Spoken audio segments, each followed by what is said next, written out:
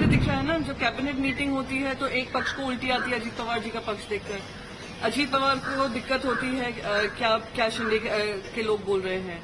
साथ ही साथ अमित शाह जी आकर उनसे क्या कहते हैं, फिर ये कहते हैं कि हमें कोई मुख्यमंत्री का चेहरा नहीं चाहिए। अरे पहले अपने घर को ऑर्डर में लाए।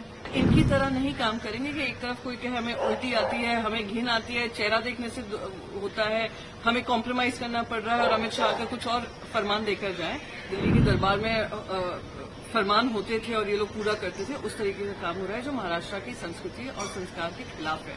ये महाझूठी गठबंधन जो युति हुई है सिर्फ सत्ता पाने के लिए हुई है। तो मैं आपसे पूछना चाहती हूँ कि गैर संवैधानिक सत्ताधारी जो महाराष्ट्र में बैठे हैं, जो इलीगैलिटी से बैठे हैं, उनसे पूछिए उनका हो गया है। कौन किस पे प्रेशर बांध रहा है वो तो सामने दिख रहा है ना। जो कैबिनेट मीटिंग होती है तो एक पक्ष को उल्टी आती है अजीत पवार जी का पक्ष देखकर। अजीत पवार को दिक्कत होती है क्या क्या शिंदे के लोग बोल रहे हैं। साथ ही साथ अमित शाह जी आकर उनसे क्या कहते हैं, फिर ये कहते हैं कि हमें कोई मुख्यमंत्री का चेहरा नहीं चाहिए।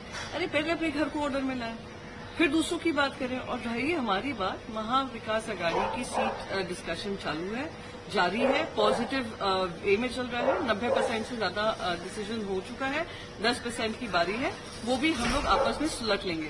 पर इनकी तरह नहीं काम करेंगे कि एक तरफ कोई कहे हमें उल्टी आती है, हमें घिन आती है, चेहरा देखने से होता है, हमें कॉम्प्रोमाइज करना पड़ रहा है और अमित शाह आकर कुछ और फरमान देकर जाए। तो उस तरीके का तो माहौल हमारे में नहीं है।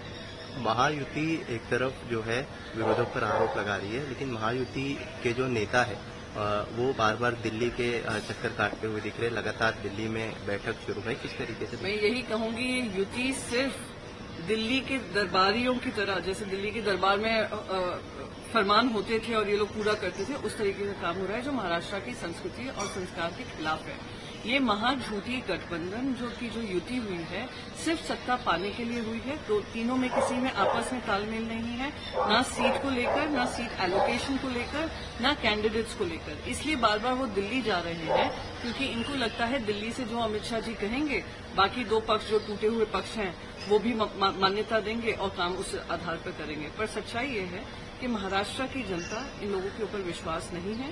लोकसभा चुनाव तो एक ट्रेलर था, पिक्चर अभी बाकी है और महाविकास अघाड़ी की ब्लॉकबस्टर पिक्चर हिट होने वाली है और हम लोग सरकार बना रहे हैं।